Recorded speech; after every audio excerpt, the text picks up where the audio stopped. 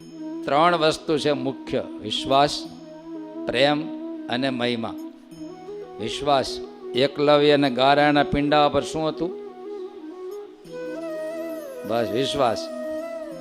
આ વિશ્વાસ આવે એટલે ભગવાન વાતો કરવા માંડે, ભગવાનને પૂછવા માંડે અને ઉત્તરે આવવા માંડે. બધું અંદરથી શરૂ થઈ જાય. પણ જો વિશ્વાસ હોય, મહારાજની મૂર્તિમાં જો પ્રગટ ભાવ હોય એટલે અંદરથી પ્રશ્નો આવે અને ઉત્તરે પાછા અંદરથી આવે. બોલો, કોણ કરતું છે આ પ્રગટ ભાવ?